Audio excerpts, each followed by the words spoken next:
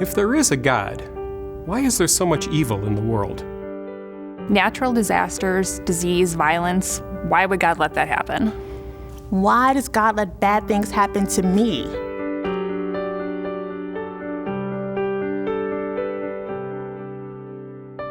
When bad things happen to us, it's easy to feel that God has let us down. I've talked to many people that have given up on God, stopped going to church, given up on prayer because their son died, or they had a baby that lived only 3 days, or their marriage ended in divorce, or they lost everything in a flood.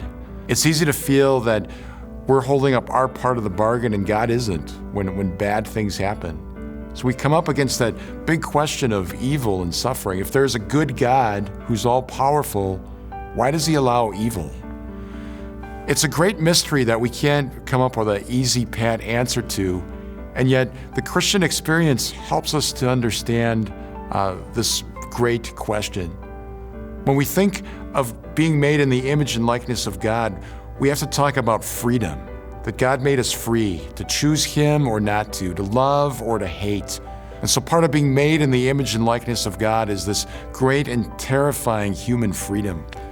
God loves us so much that he allows us to be free even when we make the wrong choices. So much of evil in the world can really be explained then through human sin. All the violence, all the poverty, all the wars, all the suffering that humans inflict on one another.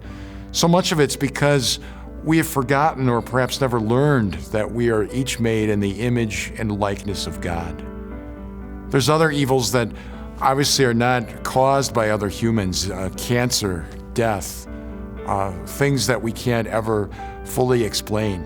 And it's in those moments that we want to give up on God because we feel like God has given up on us. We need to go to the cross of Jesus because when you think about it, Jesus dying on the cross was the greatest evil that ever occurred. God came to us to love us, to forgive us, to give us life. Because we didn't understand, we took him and we crucified him. We hung him on a cross. And yet what does the Father do? He doesn't react with vengeance. He doesn't strike out at us. He takes the death of his Son and transforms that into the gift of the resurrection. When we look at the evil and suffering in our lives, we know that God is against it as much as we are, that God hates evil. And somehow he allows it, and yet he pulls good out of it. And so when we surrender to that mystery, when we trust in God's power and love for us, even in the darkest moments, light appears, resurrection dawns. Not always on our time frame, but in the end we know that God wins.